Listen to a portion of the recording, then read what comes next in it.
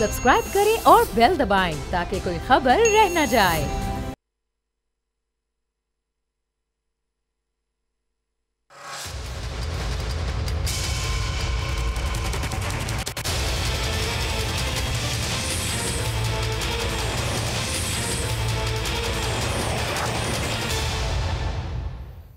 अस्सलाम वालेकुम, आप देख रहे हैं प्रोग्राम बस बहुत हो गया। मैं हूं अरबाब जहांगीर और एहतसाब एक ऐसा लफ्ज़ है जो अब सुन सुनकर आवाम के कान पक चुके हैं। एहतसाब की आवाज़ हुकूमत ही नहीं बल्कि अपोजिशन की जानिब से भी हमें बड़ी भरपूर अंदाज में उठती नज़र आती है, मगर एहतसाब है कि होता हुआ हमें नज़र नहीं आता। इसकी वजह क्या है? इसकी वजह यह है कि करप्शन के खिलाफ हमारे सियासतदान, ख्वाह वो हुकूमती बेंचेस पर बैठे हों या वो अपोजिशन बेंचेस पर मौजूद हों, एक दूसरे पर इल्ज़ामात तो खूब लगाते हैं। लाखों करोड़ों नहीं बल्कि अरबों रुपए की करप्शन के इल्ज़ामात एक दूसरे पर लगाए जाते हैं। यहाँ तक कि इन मामलात पर अदालतों का भी रुख कर लिया जाता है, मगर नतीजा ये निकलता है कि ये इल्ज़ामात सिर्फ इल्ज़ामात ही रहते हैं।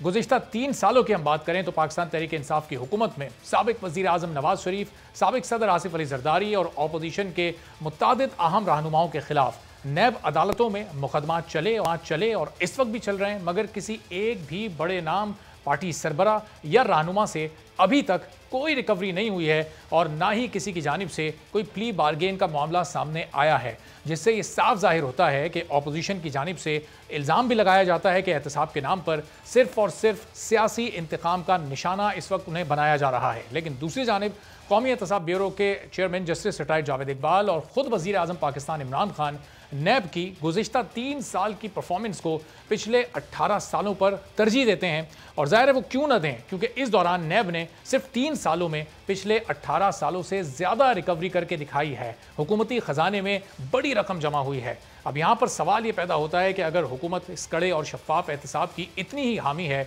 तो एहतसाब का दोहरा मेयार हमें क्यों नज़र आता है? क्योंकि जब हम इलेक्शन कमीशन ऑफ पाकिस्तान में चलने वाले पाकिस्तान तहरीक इंसाफ के खिलाफ फॉरेन फंडिंग केस को अगर देखते हैं तो हुकूमती वज़रा इलेक्शन कमीशन और इलेक्शन कमिश्नर को मुतनाज़ बनाते नज़र आते हैं। फिर ये सूरत हाल हमें EVM वाले मामले पर भी नज़र आती है, क्योंकि ये केस हुकूमत के खिलाफ जाता है। लेकिन जब बात होती है नैब की तो हुकूमत नैब और उसके चेयरमैन की बढ़ चढ़कर सपोर्ट करती है, जिसके लिए कौमी असम्बली से अगर तरमीम ना हो पाए तो सदारती ऑर्डिनेंस का सहारा लिया जाता है और ऐसी तरमीम भी इस ऑर्डिनेंस में शामिल की जाती हैं जो एहतसाब को पहले से ज़्यादा मुतनाज़ बना देती हैं। और इस बार भी यही हुआ है। ये 64वां ऑर्डिनेंस जब आया है, इस ऑर्डिनेंस में कुछ ऐसी शिकें शामिल की गई हैं जिससे नैब के इख्तियारात में बड़ी वाज़ेह कमी आई है और अब एक ही नैब चेयरमैन को मज़ीद अगली मुद्दत के लिए भी मुंतखब किया जा सकता है। लेकिन क्या ये ऑर्डिनेंस असम्बली से पास हो पाएगा? इस पर अपोजिशन किस तरह से अपना रद्द अमल देगी, कैसे इसको रोकने की कोशिश करेगी? इस ऑर्डिनेंस को अपोजिशन की तरफ से काला कानून कहा जा रहा है, हालांकि इसमें जो शिकें शामिल की गई हैं वो खुद अपोजिशन ने तजवीज़ की थी जब फैटफ के मामले पर कानून साजी चल रही थी और उस वक्त ये तरमीम अपोजिशन की जानिब से हुकूमत को पेश की गई थी। अब अपोजिशन क्या इस वक्त मूड रखती है, क्या उसका रवैया हो सकता है और हुकूमत कैसे कामयाबी इस सिलसिले में हासिल करेगी? 120 दिन बाद क्या सूरत हाल रहेगी और इन 120 दिनों के दरमियान क्या होगा, इसी पर गुफ्तगू करते हैं। सेनेटर अब्दुल कयूम साहब नून लीग के सीनियर रहनुमा हमारे साथ मौजूद हैं। पाकिस्तान पीपल्स पार्टी से कुछ ही देर में फैसल करीम कुंडी साहब भी हमारे साथ मौजूद होंगे। तो अब्दुल कयूम साहब, अब ये इसमें कई तरमीम तो ऐसी हैं, जो नया ऑर्डिनेंस आया है जिसको आप काला कानून कह रहे हैं, तो इसमें बहुत सारी तरमीम वो हैं जो खुद अपोजिशन की तजवीज़ करता थी। जब वो 34 तरमीम आप लोगों ने दी थी फैटफ की, उस वक्त का फैटफ के मामले पर असम्बली का इजलास चल रहा था और हुकूमत ने इल्ज़ाम लगाया था कि आप लोग NRO मांग रहे हैं। अब बहुत सारी वही तजावीज़ इसमें शामिल कर ली गई, तो फिर आप लोगों का एतराज़ क्यों है? देखिए, 2 चीज़ें हैं। पहली बात तो ये है कि जब हम ये दलील देते हैं ना कि इन्होंने इतने अरब इकट्ठे कर लिए जो पिछले 18 सालों में वो नहीं हो सके या 22 सालों में नहीं हो सके, तो हमें ये क्राइटेरिया नहीं होना चाहिए। क्राइटेरिया ये होना चाहिए कि क्या नैब की मौजूदगी में करप्शन कम हुई है या करप्शन ज़्यादा हुई है। अगर ज़्यादा पैसे इकट्ठे किए हैं तो इसका मतलब अभी करप्शन ज़्यादा है, और ये तो बैनुल-अक़वामी तौर पे भी माना जा रहा है कि पाकिस्तान में अभी करप्शन ज़्यादा है। तो द पॉइंट इज़ कि एफिशिएंसी ऑफ नैब को गेज करने के लिए ये देखना चाहिए कि उनके ऑब्जेक्टिव्स क्या थे। पहला ऑब्जेक्टिव उनका यही था कि आप ऐसे मेजर्स लें कि करप्शन हो ही ना सके, और फिर उसके बाद ये है कि जो करप्ट लोग हैं उनको साथ पकड़े जाए। तो आप देखिए उस पर तो काम हुआ नहीं है। नंबर 2, आपने कहा इसमें कुछ शिक्कें अच्छी हैं, ये बड़ी ठीक बात है। श्योरली कई शिक्कें अच्छी हैं, जैसे प्रोसिक्यूटर जनरल जो है उसको कंसल्ट किए बगैर नैब का चेयरमैन अरेस्ट नहीं कर सकेगा। नंबर 2 ट्रायल कोर्ट्स को अपील जो है वो आप जमानत लेने का भी है, और इसी तरह की चंद और भी बेहतर होंगी। हम क्या वारदात के ऊपर जो है वो सीख पा है कौन। देखिए, आपने ये ऑर्डिनेंस लाया और इनके मिनिस्टर इसका रीजन ये देते हैं कि चूंकि अभी टाइम नहीं है और शॉर्ट टाइम है और हल कोई नहीं है। तो पॉइंट ये है कि ये शॉर्ट टाइम क्यों रह गया है। आप तो पिछले 3 सालों से आपको पता था कि 4 साल का इनका टेन्योर कब खत्म होना है, और आपने एक मशावरत करनी थी, वैलेंटाइन आपने उसका आपने पर्पसली विद एक बदनीयती के साथ इसको आगे लेके गए, और फिर आपने ये ले लिया बिकॉज आपका मतमा नजर ये है कि आप इस चेयरमैन नैब को कंटिन्यू करवाना है, बिकॉज ये आप उसके ऊपर खुश थे, नॉट रियलाइजिंग कि जब आप चेयरमैन को ये बेट देंगे कि आपका टेन्योर एक्सटेंड हो सकता है, तो वो फिर आपका ओब्लाइज करेगा, हुकूमत को करेगा। पहले तो ये था ना फिक्स टेन्योर है, इसके बाद कोई चेंज नहीं हो सकती और नया बंदा आएगा, और इनकी अपनी अकाउंटेबिलिटी भी होनी चाहिए। तो दैट इज व्हाट आई से। देखिए लेकिन अब्दुल कयूम साहब, ये क्यों ज़रूरी है कि अगर किसी दौरे हुकूमत में किसी इदारे के सरबराह को एक और टेन्योर मिल रहा है तो वो उसको ऑब्लाइज भी करेगा? मैं सवाल और उसका रीज़न भी आपसे आकर पूछता हूँ। फैसल करीम कुंडी साहब, आपको भी वेलकम करते हैं प्रोग्राम में। ये बहुत सारी शिकें वो शिकें नहीं हैं जो अपोजिशन की जानिब से ही कुछ अर्सा पहले फैटफ के मामले पर उस वक्त ये नैब कवानीन में तरमीम के लिए पेश की गई थी, जिसको हुकूमत ही कह रही थी कि अपोजिशन NRO मांग रही है। तो अब तो आपका काम खुद हुकूमत ने आसान कर दिया, फिर एतराज़ और एहतजाज इस पर क्यों हो रहा है अपोजिशन की तरफ से? बिस्मिल्लाहिर्रहमानिर्रहीम। देखें, माजी में ये हुकूमत यही कह रही थी कि अपोजिशन ने हमें जो है वो कुछ पॉइंट्स दिए हैं जिस पे ये NRO मांग रहे हैं, और बकौल इमरान खान के कि मैं किसी को भी NRO नहीं दूंगा, बल्कि सारी दुनिया को, अपनी पार्टी के तकरीबन सारे लोगों को उसने NRO दिए। तो अगर वो NRO नहीं दे रहे तो फिर आज ये कह रहे हैं हमने अपोजिशन की सारी बातें मान ली हैं, तो फिर तो NRO हमने मांगा नहीं है, क्यों हमें NRO दे रहे हैं? ये तो कहते हैं कि NRO है। और ये जो चीज़ें देखें, अब उनको पता है कि उनकी जो है, उनके जो नौरतन है उनकी काबीना में, वो सारे इस वक्त चोर और डाकू निकल आए हैं। वो पेंडोरा लीक्स में उनके नाम आ चुके हैं, जिसमें वो खुद जो है वो जो है फंस गए हैं। अब मुझे पता है कि पेंडोरा जो वो आया है, पेंडोरा बॉक्स का या पेंडोरा लीक आया है, उसमें अब बताया ना इमरान ने किस किस को कहा कि आप इस्तीफा दें, अपना वो क्लियर करके आ जाए। आज उस कमीशन के खुद इंचार्ज बन गए। हम तो कहते हैं कि एक JT बने, इम्पार्शल बने, इनके लोग जो हैं वो रिजाइन करें, रिजाइन करने के बाद जब वो उस JT से क्लियर होते हैं फिर जाके हल्फ ले लें। यही चीज़ हमें इमरान खान ने कहा था 2016 की, उसकी ट्वीट आज भी ट्विटर पे मौजूद है। वो पता नहीं डिलीट करना भूल गए थे उस ट्वीट को, और यही बयान देते थे माजी में। पानामा में भी उनकी ये स्टेटमेंट थी कि नवाज शरीफ साहब इस्तीफा दें, अपने आप को क्लियर करके दोबारा हल्फ लें। लेकिन पाकिस्तान में अलमिया ये है कि एहतसाब सियासतदानों से शुरू होता है और सियासतदानों पे ख़त्म होता है। ठीक है, हम आवाम के जवाबदेह हैं, लेकिन मुझे बताएं कि पानामा में जो बाकी लोग थे उनका क्या बना? जो पेंडोरा है उसमें सियासतदान तो चलो हम अभी मानते हैं कि वफाकी वजीर भी हैं, एडवाइजर्स भी हैं, कुछ लोग हैं, लेकिन जो ब्यूरोक्रेट्स हैं और साबिक फौजी हैं, उनके साथ ये हुकूमत क्या करने वाली है? हमें तो बड़े दर्स दिए जा रहे थे माजी की हुकूमतों जब हम थे, जब ये अपोजिशन में थे। इमरान खान साहब जो है मदीने की रियासत की बातें करते थे, हजरत उमर अलैहिस्सलाम की हमें बातें बताते थे कि वो ये करते हैं, वो ये करते हैं। आज जब इनको कहते हैं कि आप तोशाखाने की तलाशी दें, तोशाखाने के मुतालिक बताएं कि आपको क्या क्या चीज़ें मिली हैं, और आपने ये पेंडोरा हो या पनामा हो, ये इसमें तो हुकूमत और अपोजिशन के रवैये में कोई फ़र्क नहीं है। उस वक्त जो हुकूमत थी वो पनामा लीक्स में अपने लोगों के नाम आने पर वो कोई कार्रवाई नहीं कर रही थी। इस वक्त कम अज़ कम इस हुकूमत ने एक कमीशन तो बनाया, चाहे वो प्राइम मिनिस्टर के अंडर में ही है, लेकिन जाहिर है कि अगर वो कमीशन सही तौर पर काम नहीं करेगा तो आने वाले दिनों में हुकूमत से सवाल होगा उससे मुताल्लिक। देखिए, हुकूमत से क्या सवाल हुआ है मुझे बताएं कि चीनी स्कैंडल में, आटा स्कैंडल में, आपके जो है मालम जब्बा में, BRT में, बिलियन ट्रीज में, रिंग रोड में, या जो अभी इसमें जो कोविड में जो मास्क वो हुआ, दवाइयों का स्कैंडल, कौन कौन से उसमें आप लोगों ने सवाल किए? उसमें क्या क्या इनको कौन सी मतलब कहाँ पर इनको शर्म महसूस हुई? इन्होंने कमीशन बनाए, उनकी रिपोर्ट किधर है? किसको किस किस की सजा दी? हम पे जो इल्ज़ामात लगाते थे इमरान खान साहब, उनके अभी भी स्टेटमेंट है कि अब मुझे 6 महीने हुकूमत मिल जाए, मैं इन सबको टांग लूंगा जिन्होंने करप्शन की है। तो 3 महीने में तो किसी को टांग नहीं सके, तो करप्शन तो नहीं है। आज जब इनसे हम पूछते हैं कि आप हमें तोशाखाने का हिसाब दें, इन्होंने तोशाखाने को लूटा माल गनीमत की तरह। माजी के 2 वज़ीर पे आज भी तोशाखाना कैसा है कि उन्होंने जो पेमेंट्स की हैं, जो भी तोशाखाने का ऑफिशियल एक होता है कि आप आते हैं, आप 15% पे या 20% या जो है वो जमा करते हैं, आप लेके जा सकते हैं। लेकिन उन्होंने तो ये चीज़ भी नहीं की बल्कि सोशल मीडिया के जरिए पता चला कि जो बात चल रही है, कि जी उन्होंने शायद कोई घड़ी थी या कोई और चीज़ें थी। आज हमें कहते हैं कि हम बता नहीं सकते तोशाखाने में हमें क्या-क्या चीज़ें किस मुल्क ने दी है, क्योंकि जो है हमारे दोस्त ममालिक खफ़ हो जाएंगे। हम तो नहीं पूछ रहे कौन से मुल्क ने आपको क्या दिया, हमें ये बताएं कि तोशाखाने में क्या चीज़ है और क्या चीज़ आपने निकलवाई है। लेकिन और किस चीज़ को अपने माले गनीमत सोच के जो इतनी बड़ी लंबी चौड़ी आपने ये चार्जशीट हुकूमत के खिलाफ पेश की, तो इन मामलात पर चलें, ज़ाहिर इदारे अगर हुकूमत के मातहत काम कर रहे हैं, वो नोटिस नहीं ले रहे, अपोजिशन जमातें एक साथ क्यों इसके खिलाफ अदालत नहीं जा रही है? मैं सवाल आपसे ही पूछता हूँ कि पहले ज़रा अब्दुल कयूम साहब से इस पर जवाब ले लूँ। अब्दुल कयूम साहब, अपोजिशन अगर मुत्तफ़िक़ा तौर पर ये जितने इशूज़ फैसल साहब ने गिनवाए अपनी जगह पर मौजूद हैं, अदालत का दरवाज़ा क्यों नहीं खटखटाते आप लोग? देखें, अपोजिशन के पास सारी ऑप्शंस मौजूद है ना। एक ये है कि पार्लियामेंट के अंदर वो अपना पूरा प्रेशर डालें और कोशिश करें कि हुकूमत को ये बताया जाए कि उनके खिलाफ लोग कॉन्फिडेंस आ सकते हैं इन बातों पे। फिर पॉलिटिकल प्रेशर है रैलीज की शक्ल में। फिर अगर उनके लीगल एक्सपर्ट्स उनको बताते हैं, जो कि आई एम श्योर कि एट द एंड यही होगा वो, और फिर ये मुतफ़िक़ा तौर पे कोर्ट्स में जा सकते हैं। ये तो अभी वो लोग अपनी स्ट्रैटेजी तय कर रहे हैं ना, बट ये इंपॉर्टेंट नहीं है कि अपोजिशन क्या करेगी। देखना ये है कि एक हुकूमत जो मदीना की रियासत का कॉन्सेप्ट लेके आई, और वो जो कहते हैं कि जी सच्चाई के ऊपर सब कुछ होगा, उन्होंने लोगों को विक्टिमाइज किया, कुछ हासिल नहीं हुआ, लोगों की पगड़ी उछाली, और ये सिर्फ अपोजिशन नहीं वावेला करती रही, इसके ऊपर हाईएस्ट कोर्ट्स ने भी अपने रिमार्क्स दिए कि पॉलिटिकल इंजीनियरिंग हो रही है, पॉलिटिकल विक्टिमाइजेशन हो रही है।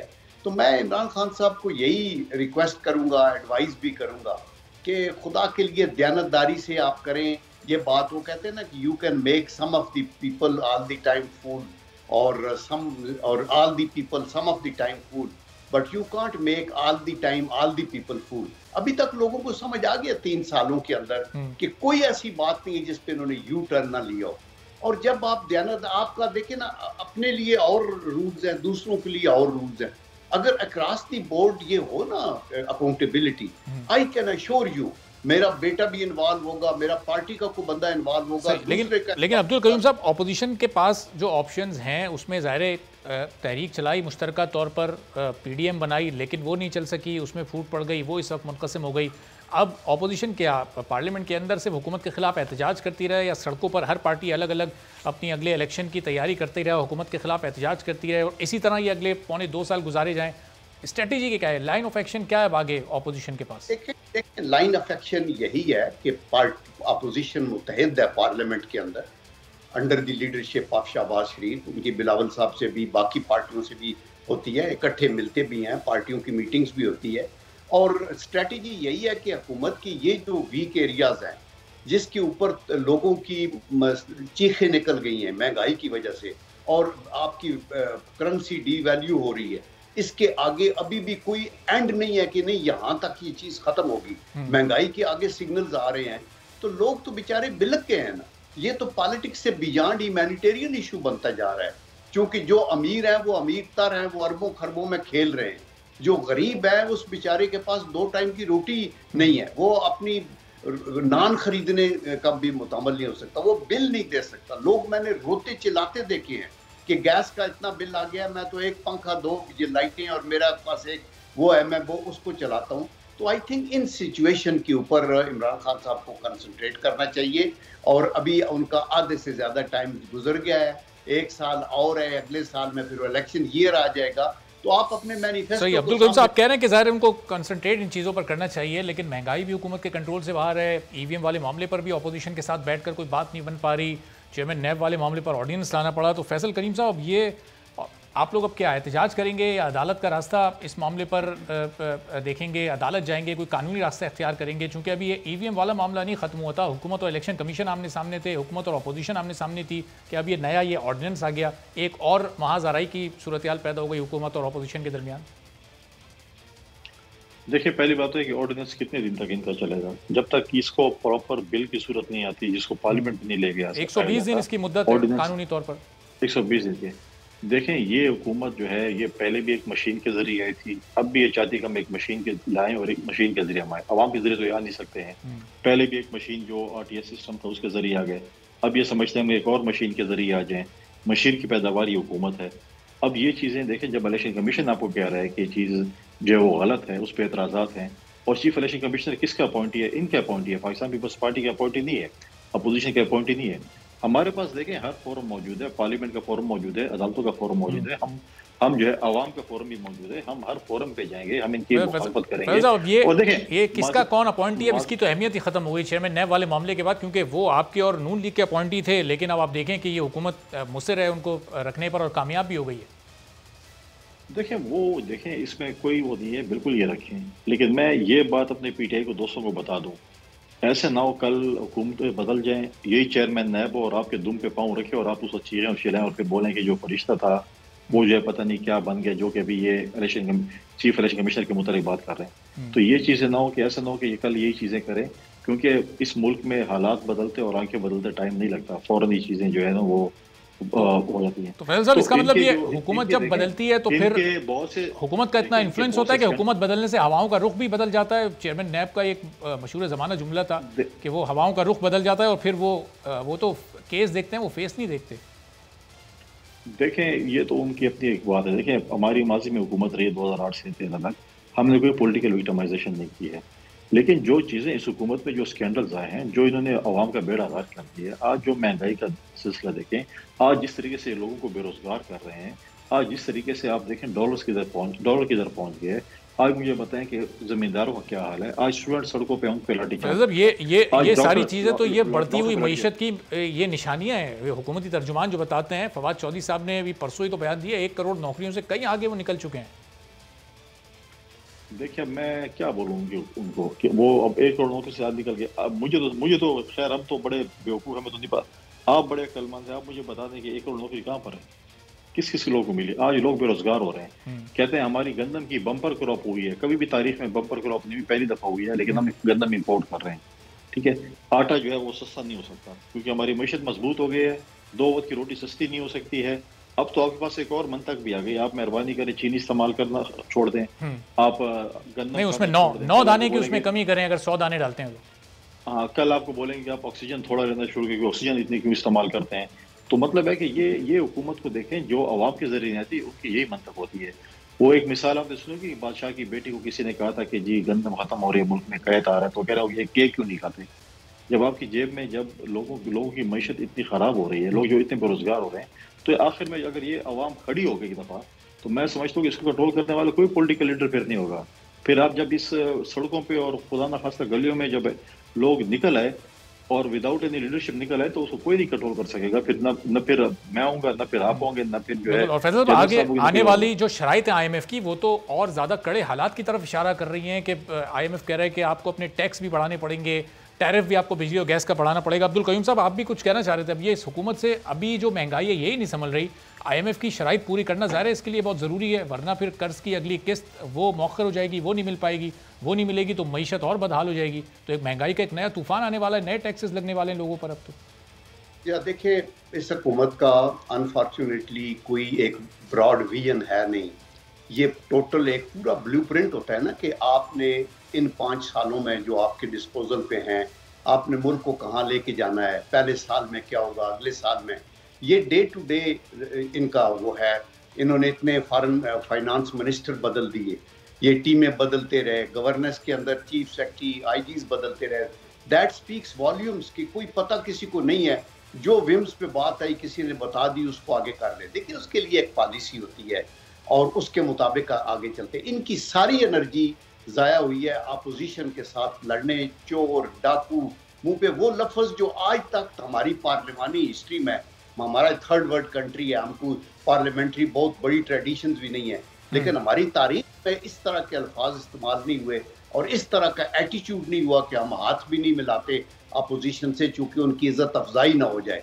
तो ये तो आइन की रिक्वायरमेंट है कि आपने बैठ के इन मामलात को तय करना है, आपके वर्किंग। और अब्दुल कयूम साहब ये इसी अना की वजह से हुआ है ये ऑर्डिनेंस, क्योंकि ज़ाहिर है इसमें अब इसके तहत तो सदर मुमलिकत को मुशावरत करनी है, वज़ीर आज़म बराह रास्त मुशावरत नहीं करेंगे, दोनों से सदर मुमलिकत मुशावरत करेंगे। तो ये सिर्फ क्योंकि वज़ीर आज़म बात नहीं करना चाहते तो अपोजिशन लीडर के साथ, क्या यही बुनियादी वजह आपकी समझ आती है ऑर्डिनेंस लाने की?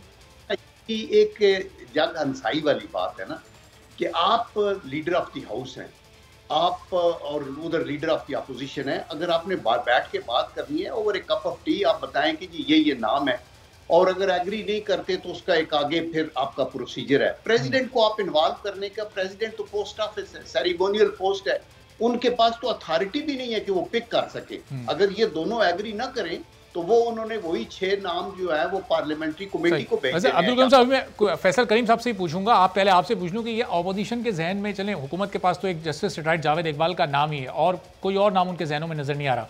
ऑपोजिशन के पास कौन से 3, 4, 5 नाम मौजूद हैं जो अगर आपको मौका मिलता मुज़ाकरात का, कंसल्टेशन का, तो प्राइम मिनिस्टर के सामने रखे जाते?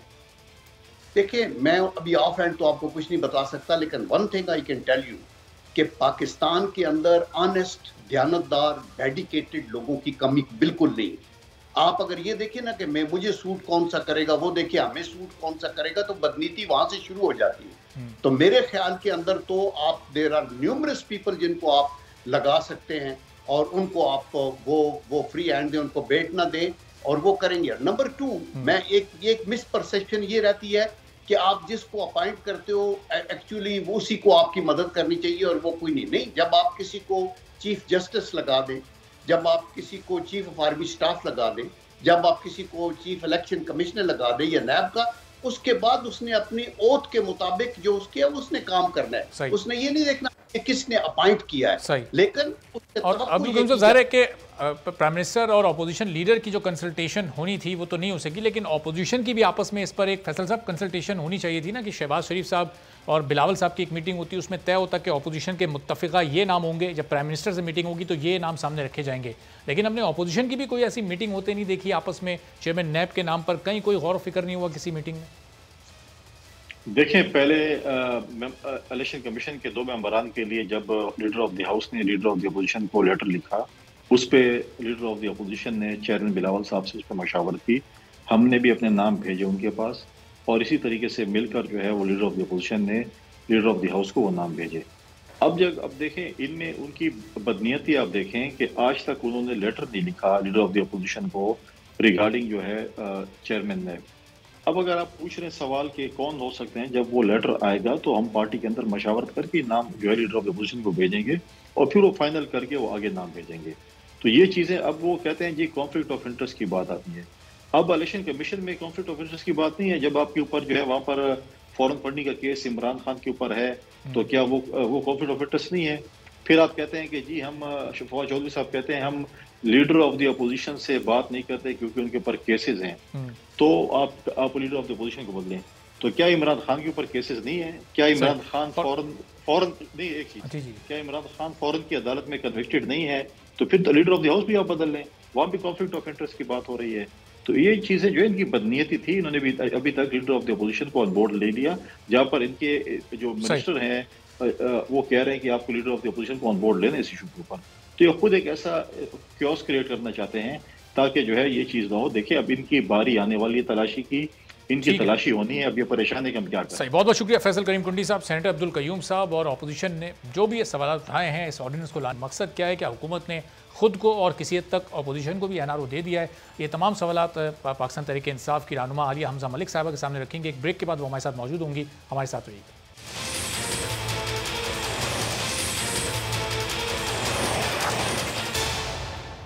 प्रोग्राम में एक बार फिर आपको खुशामदीद कहते हैं। तो अपोजिशन इस नैब ऑर्डिनेंस पर सवालात उठा रही है, एतराज़ कर रही है, इसको मुस्तरद कर रही है, इसको काला कानून करार दे रही है और हुकूमत के लिए इसको एनआरओ बता रही है। हुकूमत को आखिर हुकूमत की ऐसी क्या मजबूरी थी, क्या बुनियादी मकासद थे जिनके तहत ये लाना पड़ा? ये तमाम सवालात अब रखते हैं आलिया हमजा मलिक साहबा के सामने, पाकिस्तान तहरीक इंसाफ की रहनुमा हमारे साथ मौजूद हैं।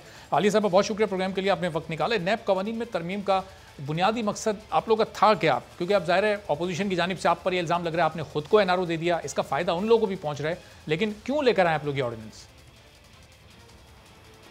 बिस्मिल्लाहिर्रहमानिर्रहीम। सबसे पहले तो मैं ऑपोजिशन का बता दूं, इनको ना ख्वाब में भी एनआरओ ही नज़र आता है। आप इनसे बात कर लें, इलेक्टोरल रिफॉर्म्स के ऊपर इनको एतराज़ है, आप नैब रिफॉर्म्स पर बात कर लें, इनको एतराज़ है। कोई भी आप आवाम की फलाह व बहबूद की लेजिस्लेशन कर लें, इनको एतराज़ है। देखिए, सबसे पहले तो मैं ये बता दूँ, एनआरओ की ये जो डेफिनेशन कह रहे हैं ना, नैब ऑर्डिनेंसेस की तब्दीलियों पर जो एतराज़ करें ना, उनके लिए ये है कि आज अगर मरियम बीबी उनकी ज़मानत ख़त्म हो जाती जाती है और वो जेल में चली जाती है ना, तो वो जो हमारी कौमी मुजरिमा इस वक्त ज़मानत पर अदलिया के मुंह पर एक तमाचा मार के, जिसके जो खुद कहती है जिनके जो भगोड़े अब्बू जान हैं उनकी तीमारदारी के लिए वो आज बाहर हैं, तो जितनी उन्होंने करप्शन की है उस करप्शन के इक्वल पैसा जमा कराएंगी तो वो जमानत पर बाहर आ सकेंगी। इसलिए ये अब आप बता देंगे किसको एनआरओ है। दूसरी चीज़, जब हम बात कर रहे होते हैं सीएम शहबाज शरीफ साहब की, आज आपने उनकी स्टेटमेंट देखी है, उन्होंने कहा जी मेरे कारोबार का या मेरे बच्चों को पता है या मेरी फैमिली को पता है, खुद मेरे पास तो कुछ है नहीं। उनके जो किक बैक्स और मनी लॉन्ड्रिंग, जैसे सिर्फ मेट्रो के अंदर उन्होंने 1 किलोमीटर के ऊपर 20 करोड़ रुपए कमाए हुए और उसकी टीटियां उनकी पूरी फैमिली के अंदर लगी हुई हैं, तो ये किसको एनआरओ है। इसी तरह से ये जब मैंने बार बार मैं आपको ये बताना चाहती हूँ कि हम जब यहाँ पर ये बात कर रहे हैं कि ये इन्हीं की अमेंडमेंट थी 34 अमेंडमेंट्स, जिसको ये पहले हम इनको कह रहे थे कि हम आपको एनआरओ नहीं देंगे, उनमें से जो रीज़नेबल अमेंडमेंट्स थी वो हमने निकाली और हमने इसमें डाल दी। आज इनको कुछ समझ नहीं आ रही तो ये कह रहे हैं कि हम इनको हम तो जो है एनआरओ दे रहे हैं अपने आप को। मैं इनको ज़रा ये सब, ज़ाहिर ये बहुत सारे टैक्सेशन के मामलात हैं, एनएफसी के मामलात हैं, कई ऐसे मामलात हैं जो फेडरल और प्रोविंशियल स्कैंडल्स हैं, उनको भी नैब के दायरे इख्तियार से आप लोगों ने निकाल दिया है। तो ये ज़ाहिर है फिर इसके बाद क्या कहा जाए, इसकी तहकीकात अब कौन करेगा अगर नैब इतने बड़े बड़े स्कैंडल्स की तहकीकात नहीं करेगा तो? देखिए जी हमने क्या किया है, हमने किसी चीज़ को निकाला नहीं है। जैसे बैंकिंग के या टैक्स एविजन के केसेस हैं तो वो एफबीआर के पास जाएंगे, कंसर्न डिपार्टमेंट के पास जाएंगे।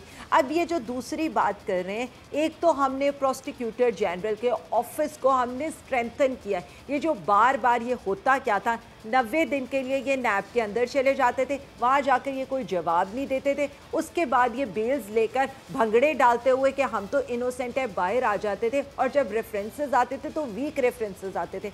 अब प्रोसिक्यूटर जनरल ने ये करना है कि वो ऐसे तगड़े रेफरेंसेस लेकर आएगा कि जिस पर इनको सज़ा दी जाएगी, अदरवाइज वो रेफरेंसेस नहीं आएंगे। बेल का जिस तरह से मैंने आपको बता दिया कि बेल अब एहतसाब अदालत करेगी।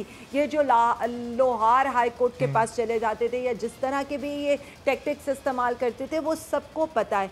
प्लस ये खुद इन्होंने जब हमसे एनआरओ मांगा था 34 नैब अमेंडमेंट में, तो आपको पता है कि इसकी पहली शिक क्या थी और हमने वो एनआरओ क्यों मना किया था? दो चीज़ों की वजह से। उसमें तो ये कहते थे कि पब्लिक ऑफिस होल्डर की आप डेफिनेशन बदल थे, उसमें तो ये कहते थे कि 1999 से जो पहले के करप्शन केसेस हैं, जैसे इनके kickbacks, Hudaibiya paper mills और ये जो सारी इस्लामाबाद लाहौर मेट्रो में इन्होंने जो जो कुछ कमाया हुआ था वो सारी करप्शन इनकी निकल जाए।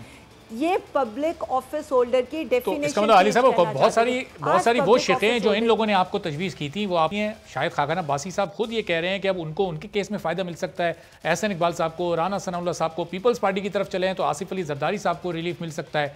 तो ये इन तजवीज़ को आपने क्यों मान लिया? चाहे ये अपोजिशन ने उस वक्त पेश की थी, तो अब तो इनको फ़ायदा हो रहा है, आपकी हुकूमत है और आपकी हुकूमत अपोजिशन को फ़ायदा पहुँचा रही है। असल में ना शायद खाकान अब्बासी साहब कौन है, ज़रा मैं उनकी थोड़ी सी जो है ना वो अवाम को याद करा दूँ।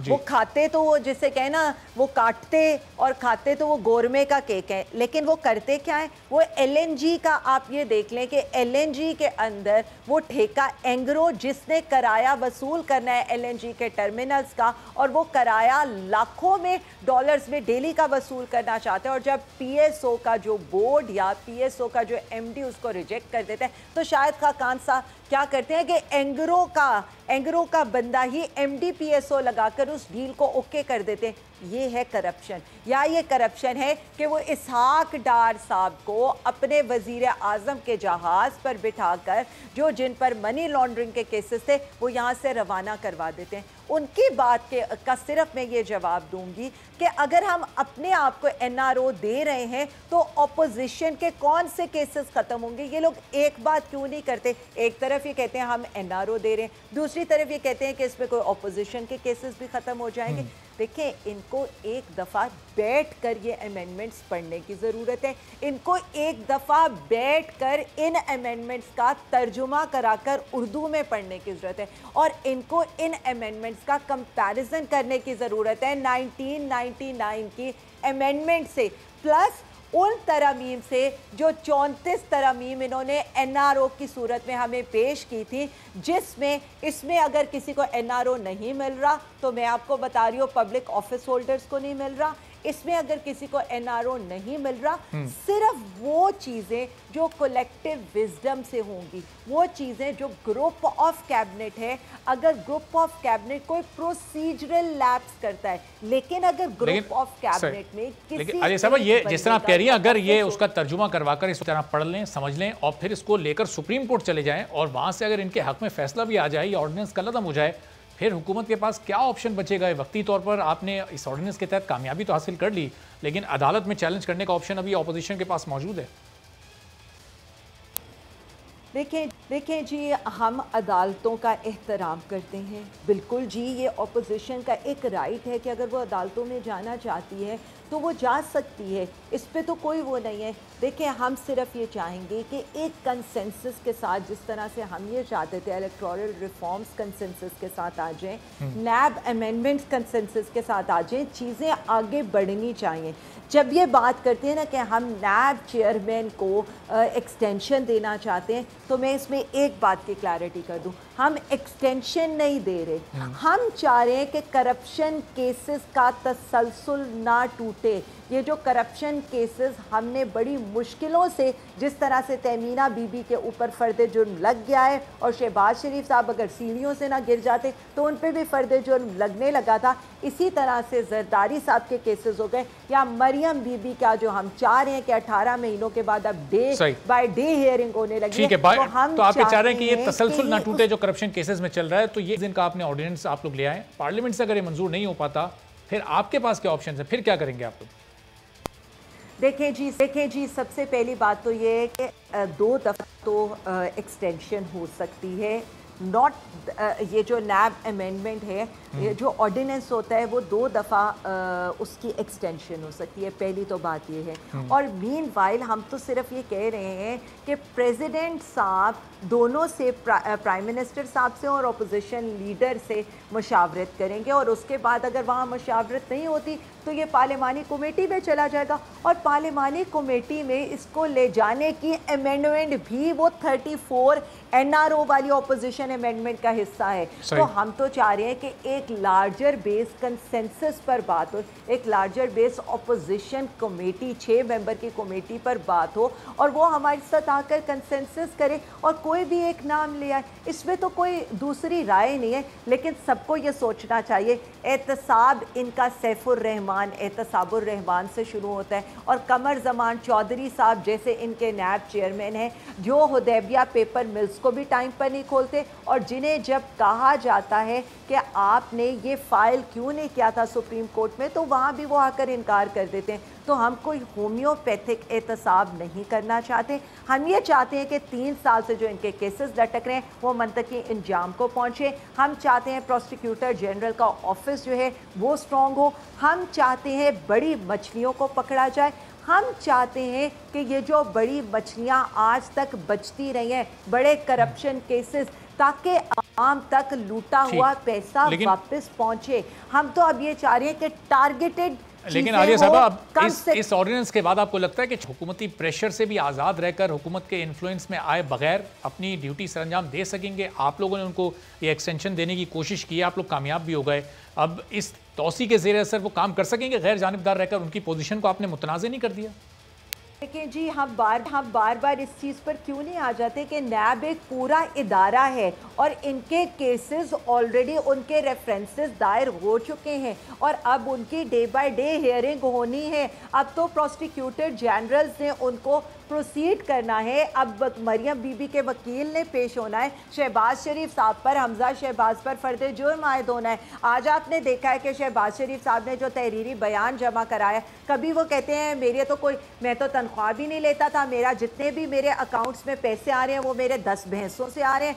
आज वो इस पर आ गए हैं कि मेरे कारोबार से कोई वास्ता ही नहीं है। या मेरी बेगम साहिबा से पूछे या मेरे बच्चों से पूछे, बच्चों में से सलमान शहबाज भगोड़ा है, वो बाहर बैठा हुआ है। हमजा शहबाज कहते हैं 1 अरब की जो टीटी गिरी हुई है चपड़ासी के अकाउंट में, जहाँ से मुझे पैसे मिल रहे हैं उसका मुझे पता ही नहीं है। नुसरत बीबी और तहमीना बीबी के ऊपर फर्दे जुर्म लगने लगे कि आपने ये मकानात कहाँ से खरीदे हैं, और पापड़ वाला और मंसूर पापड़ वाला और ये फालूदा वाला है, उन्होंने इनके अकाउंट्स में टीटियाँ कैसे गिराई हैं। और जब उनसे पूछा जाता है, जब उनकी बेटियों से सवाल होता है, जब उनकी बेटियों के ये जो जायदादें हैं उनको बेचने की और नीलाम करने की बात होती है, तो यहाँ पर ये आकर औरत काट खेलना शुरू कर देते हैं। सो ये अली साहब, इस ऑर्डिनेंस से पहले कानून ये था, अपोजिशन लीडर से वजीर आजम को कंसल्टेशन करनी होती थी। अब ज़ाहिर है ये ऑर्डिनेंस आप लोग ले आए। इस ऑर्डिनेंस के लाने की वजह ये है कि प्राइम मिनिस्टर कंसल्टेशन नहीं करना चाहते थे अपोजिशन लीडर से, सिर्फ उनकी आना का मसला था, इसलिए अब प्रेसिडेंट साहब को दरमियान में डाला गया।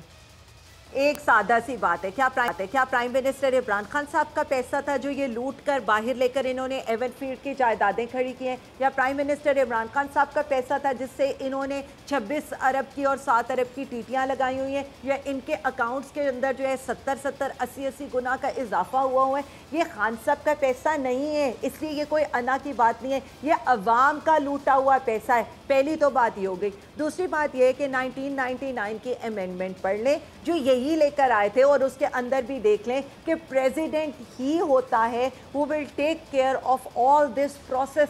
वही प्रोसेस अडॉप्ट किया गया, सिर्फ इसके अंदर जो चीज़ ऐड की गई है दैट इज़ द पार्लिमानी कमेटी। और पार्लिमानी कमेटी की डिमांड तो इन्होंने अपनी वो 34 पॉइंट्स वाले एनआरओ में ऑपोजिशन ने तो खुद रिटर्न में हमें दी हुई है, तो ये कहाँ से छुपते हैं। मतलब असल में मसला, मैं बार बार वही बता रही हूँ कि अगर ये तीनों मुसवदे अमेंडमेंट 1999 एनआरओ जो इन्होंने हमसे मांगा था 34 पॉइंट वाला, ऑपोजिशन ने, ये जब हम फेटिफ के ऊपर कानून साजी करने लगे थे, और अब जो ये मुसवदा आया है अमेंडमेंट का, ये तीनों चीजें सामने रखेंगे ना तो ऑपोजिशन के होश ठिकाने आ जाएंगे। और मैं मीडिया आखिर में अली साहब वक्त कम है, बस आखिर में अब ये बता दें कि जस्टिस रिटायर्ड जावेद इकबाल यही एक ऐसा नाम है जो कि नैब के इदारे को पूरे पाकिस्तान में बेहतर तरीके से चला सकते हैं, और कोई दूसरा ऐसा नाम नहीं है जो हुकूमत के पास हो, जो अपोजिशन के पास हो, जो नैब के इदारे को बेहतर तरीके से चलाने की अहलियत और सलाहियत रखता हो।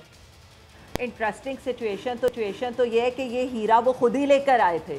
पीपल्स पार्टी के खुर्शीद शाह साहब और नवाज शरीफ साहब के दरमियान ही तो कंसेंसस करके उन्होंने ये हीरा तलाश करके हमें दिया था। अब उन्हें अपने ही लाए हुए लोगों पर एतराज़ है। आज वो प्रोसिक्यूटर जनरल पर एतराज़ कर रहे थे, वो भी उनके लाए हुए हैं, नैब के चेयरमैन भी उनके लाए हुए हैं। जब इनकी करप्शन खुलने लगती है तो आपने भी देखा और मैंने भी देखा कि ये ऐसे ही वावेला करते हैं, ये ऐसे ही इल्ज़ामात की बारिश करते हैं।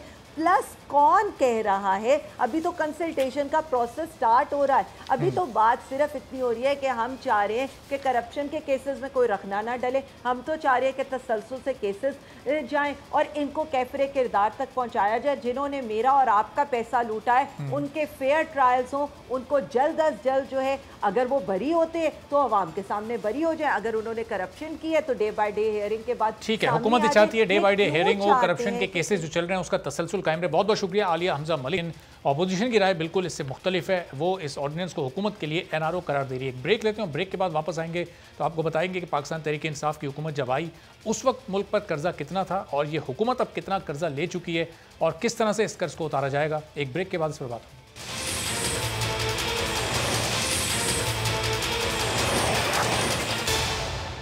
प्रोग्राम में एक बार फिर आपको खुशामदीद कहते हैं। और तहरीक इंसाफ की हुकूमत जब से इख्तिदार में आई है ये बता रही है कि उसने पाकिस्तान पर चढ़ा अरबों डॉलर का कर्जा उतारना है। 2013 में जब पाकिस्तान पीपल्स पार्टी की हुकूमत खत्म हुई तो उस वक्त पाकिस्तान के बैरूनी कर्जों का हुजम 60 अरब 90 करोड़ डॉलर था, जो नून लीग की 2018 में हुकूमत खत्म होने के वक्त बढ़कर 90 अरब डॉलर से जायद हो चुका था। और तहरीक इंसाफ के दौर में ये कर्जा बढ़कर 115 अरब डॉलर तक पहुंच चुका है। वज़ीर आज़म पाकिस्तान इमरान खान ने इसी साल फरवरी में यह दावा किया था कि उनके 2.5 साल दौरे हुकूमत में पाकिस्तान ने 20 अरब डॉलर का बैरूनी कर्जा वापस किया है, जो बैरूनी कर्जों की रिकॉर्ड वापसी है। $20 अरब कर्ज वापस करना मुल्क के लिए ज़ाहिर एक अच्छी खबर है, लेकिन तहरीक इंसाफ की हुकूमत ऐसी पहली हुकूमत नहीं जिसने कर्ज वापस किया हो।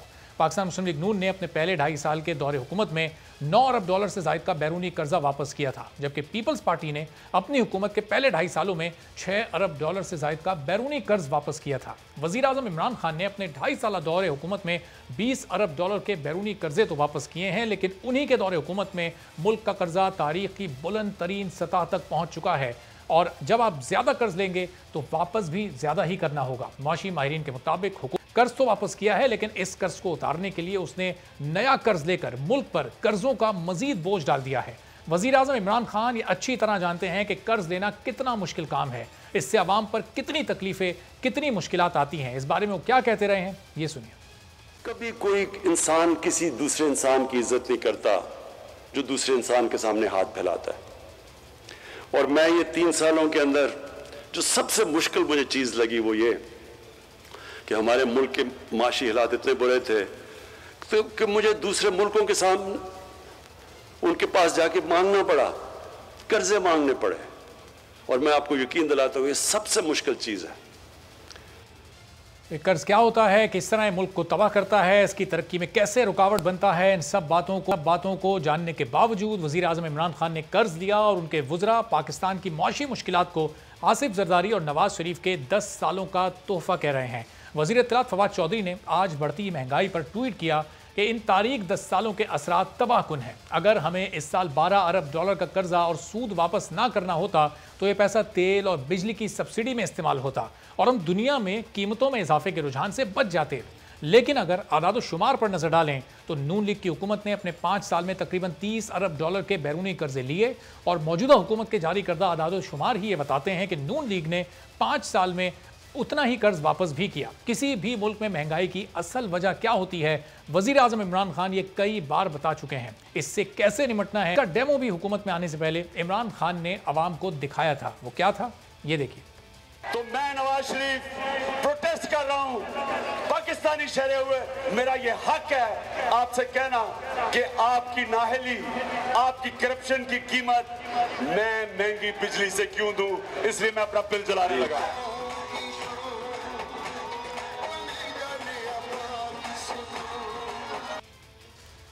लेकिन हुकूमत में आने के बाद रवैये बदले और वजीर आजम ने महंगाई कंट्रोल करने का अपना तरीका भी तब्दील कर दिया। वो क्या तरीका है, ये भी देखिए। मेरे पर कर्जे चढ़ जाते हैं, अपने कर्जों की किस्तें भी देनी है, कभी कोई बिजली का बिल मांगने आ रहा है, कभी कोई किराया मांगने आ रहा है, कभी कोई स्कूल फीस मांगने आ रहा है, तो मैंने वो कर्जे भी देने हैं। उसके बाद मैंने घर भी चलाना है। तो क्या करूँगा मैं अपने खर्चे कम करूँगा। मैं बच्चों को अच्छे महंगे स्कूल से दूसरे स्कूल में लेके आऊँगा जिसमें कम फीस है। मैं गोश्त की जगह दाल खाना शुरू कर दूँगा। मुझे खर्चे तो कम करने हैं ना।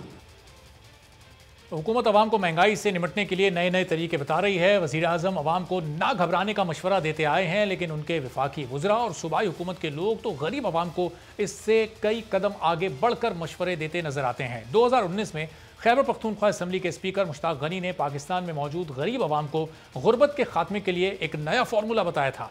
बढ़ती महंगाई पर बेबसी का इजहार करते हुए कहा था कि अवाम को 2 रोटियों के बजाय कुछ अरसे के लिए 1 रोटी पर गुजारा करना पड़ेगा, लेकिन जल्द ऐसा वक्त आएगा तो कि 2 के बजाय आप 2.5 रोटी खाएंगे। क्या कहा था उन्होंने, जरा ये सुनिए। और दानिशमंदी से हमें चलना पड़ेगा।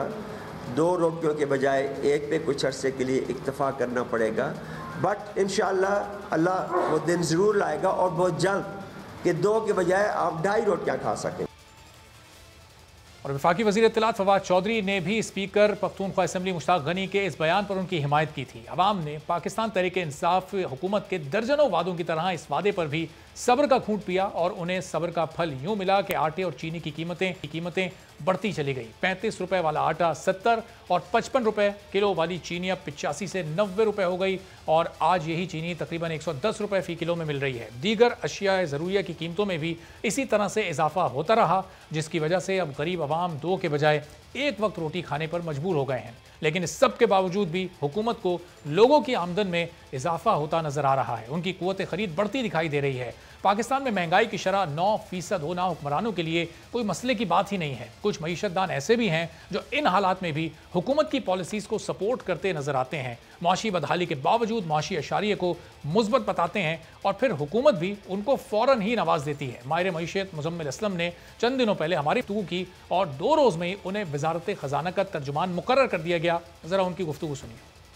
अच्छी चीज़ का ख्वाब देखना या पाकिस्तान को एक अच्छी जगह पे ले जाना कोई बुरी बात नहीं है, और उसके लिए अगर आप कोशिश कर सकते हैं और वो शख्स कोशिश कर रहा है उसको आप अप्रिशिएट करें। और वही बार बार एक ही मंजन बेचा जाता है, जी गरीब आवाम, गरीब लोग, गरीब आवाम, गरीब टैक्स, ये वो अजीब। हम मतलब किस तरफ हम जब टैक्स लगाते हैं तो गरीब आवाम हो जाती है। और मुआशी बहरान और महंगाई का मुकाबला करने के लिए पहले 2 के बजाय 1 रोटी खाने का मशवरा दिया गया और हुकूमत की जानिब से एक और अनोखा मशवरा सामने आया है। वफाकी वजीर बराए उमूर कश्मीर अली अमीन गंडापुर ने मुल्क में बढ़ती हुई महंगाई पर मशवरा देते हुए कहा है कि अवाम चीनी और रोटी का इस्तेमाल कम कर दें। रोटी के 100 निवाले खाते हैं तो कुछ कम कर दें, और अगर चाय में चीनी के 100 दाने डालते हैं तो 9 दाने कम डालें। इससे आपकी जेब पर महंगाई का बोझ ज़रा कम हो जाएगा, क्योंकि वज़ीर आज़म इमरान खान कर्जे लेकर चीज़ें मसनूई तरीके से सस्ती नहीं कर सकते। मुल्क में महंगाई साबिक वज़ीर आज़म नवाज शरीफ और साबिक सदर आसिफ अली जरदारी की वजह से है, जिन्होंने अवाम के अरबों डॉलर्स लूटे और लूट कर वो पैसा बाहर ले गए। उन्होंने क्या कहा, ज़रा ये भी सुन लीजिए। जरदारी ने अरबों डॉलर लूटा है आपका, यही नवाज शरीफ ने अरबों डॉलर लूटा है आपका, उसकी वजह से महंगाई है। अगर इमरान खान आपको धोखा नहीं दे रहा और आपके लिए वो कर्जे लेकर मसनूई चीज सस्ती नहीं कर रहा, कल कर्जा फिर आपने उतारना है, आपके बच्चों ने उतारना है। अगर मैं एक चाय के चम्मच में 100 दाने डालता हूँ तो अगर 9 दाने कम हो जाए तो क्या अपनी कौम और अपनी बच्चों के लिए मेरी चीनी मुझे कम मीठी लगती है?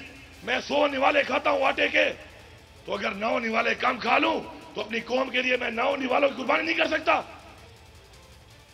तो पाकिस्तान तहरीक इंसाफ की जो कि हुकूमत है, ये जो रहनुमा है, ये जब हुकूमत में नहीं आए थे, जब अपोजिशन में थे, उस वक्त के इनके दावे और इनके वादे, और हुकूमत में आने के बाद इनका रवैया, इनके दावे, इनके वादे क्या यकसर बदल चुके हैं। ये कुछ हक़ाइक़ हमने आवाम के सामने रखने की कोशिश की है और आने वाले दिनों में कुछ मज़ीद हक़ाइक़ दीगर शोबों से मुताल्लिक भी आवाम के सामने रखने की कोशिश करेंगे। अब फैसला आवाम ने करना है कि ये कॉल ऑफ फेल का तजाद इस हुकूमत में, वज़ीर आज़म में हमें नज़र आता है या नहीं। आज के प्रोग्राम से इजाज़त दीजिए। अल्लाह।